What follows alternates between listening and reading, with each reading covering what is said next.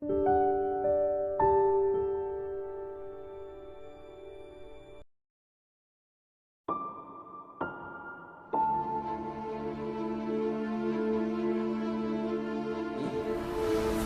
kita sadari bahwa bukan orang lain sebenarnya yang menghancurkan hidup kita, tapi kita sendirilah yang menghancurkan hidup kita secara perlahan. Untuk sukses, kerja keras saja tidak cukup. Ada banyak komponen yang harus kita ketahui serta kerjakan untuk memenuhi sebuah kesuksesan itu.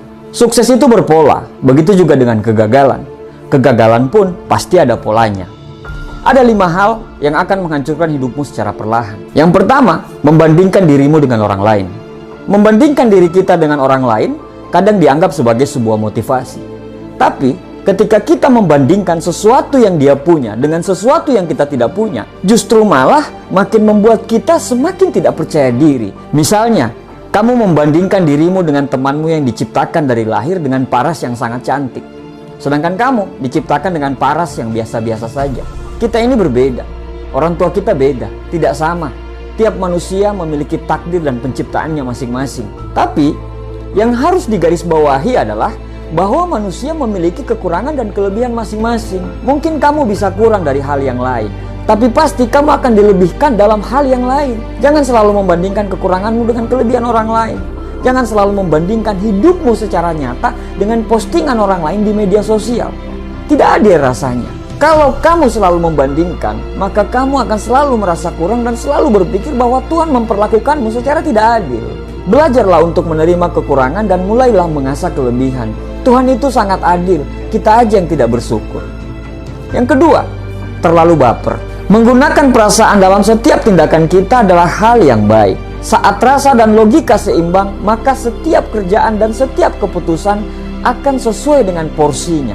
Tapi sesuatu yang terlalu akan sangat tidak baik. Sama halnya dengan terlalu baper. Orang yang bapernya over akan cenderung selalu negatif dengan hal-hal yang sebenarnya tidak ada. Contohnya, ketika kita komen di foto Instagram teman, tapi kebetulan pada saat itu teman kita tidak bisa membalasnya karena mungkin tidak melihatnya. Kamu pun menjadi kesal dan terus berpikir kenapa temanmu tidak membalas komen kamu. Akhirnya, banyak prasangka terhadap teman kamu dan juga terhadap dirimu sendiri. Terlalu baper bisa bikin kamu susah menerima kritikan karena menurut kamu kritikan itu bisa menjatuhkan kamu. Terlalu baper akan membuat kamu gampang marah dan akhirnya kamu akan kehilangan banyak teman karena teman-teman kamu menjauhi kamu karena takut menyinggung perasaan kamu yang terlalu sensitif. Kamu akan susah beradaptasi dengan lingkungan baru. Kenapa? Karena kamu orangnya selalu negatif thinking kepada orang lain, apalagi pada orang baru. Jangan terlalu baper dengan postingan orang. Siapa tahu dia hanya ingin mengingatkan dirinya sendiri. Jangan terlalu baper dengan senyuman orang. Mungkin dia seperti itu kepada semua orang. Baper itu bagus, tapi terlalu baper itu bisa menghancurkan hidupmu secara perlahan.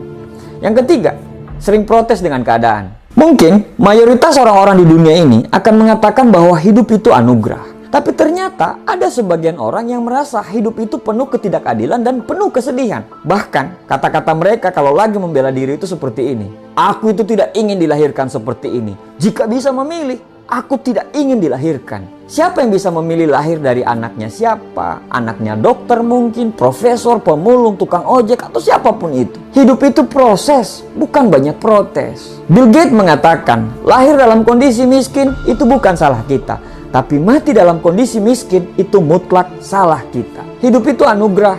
Hidup kita ini tidak lama. Jangan habiskan energi dan waktumu hanya untuk merundungi nasib. Jangan sia-siakan usiamu hanya untuk selalu protes dengan keadaan. Lebih baik nikmati dan syukuri apa yang terjadi. Kalaupun sakit dan kepedihan yang diberikan, berarti Tuhan lagi menyuruh kita untuk melatih kesabaran. Karena hidup ini diciptakan dalam 2 kutub. Ada gelap sebelum ada terang. Pasti ada hujan sebelum ada pelangi. Pasti ada kepedihan sebelum ada kebahagiaan. Berbahagialah seberat apapun cobaanmu. Yang keempat, tidak mau beradaptasi dengan perubahan. Hidup ini bukan status quo, menetap, tidak bergerak, dan tidak ada perubahan sama sekali. Hidup ini adalah suatu perjalanan. Ada perjalanan yang mendaki menuju tempat yang lebih tinggi, ada perjalanan menurun, ada yang belok kanan, ada pula yang belok kiri. Kenapa dinosaurus punah? Karena dinosaurus tidak mau berubah. Salah satu ciri-ciri orang yang cerdas adalah dia mampu beradaptasi terhadap perubahan zaman. Hidup ini adalah proses perubahan. Teruslah belajar dan beradaptasi. Kamu akan punah apabila kamu tidak bisa beradaptasi. Yang kelima, dikelilingi oleh orang-orang yang salah. Menjadi apa kita di tahun-tahun yang akan datang, itu akan ditentukan oleh dua hal. Buku apa yang kita baca dan dengan siapa kita bergaul. Bergaul dengan tukang parfum, maka kita akan selalu wangi. Bergaul dengan maling, maka kita bisa menjadi maling. Bergaul dengan orang yang banyak drama hidupnya, maka hidup kita pun hanya menjadi panggung sandiwara. Dengan siapa kita bergaul akan membuat hidup kita sukses atau malah bisa menghancurkan kita. Berteman dengan orang baik itu bisa melapangkan rezeki, tapi dikelilingi oleh orang-orang yang baik itu adalah rezeki yang luar biasa. Sukses itu hanya milik orang-orang yang percaya dengan dirinya, tidak terlalu baper, tidak banyak protes dengan keadaan, selalu bisa beradaptasi dengan perubahan, dan selalu dikelilingi oleh lingkungan yang memaksa dia untuk bisa sukses. Terima kasih.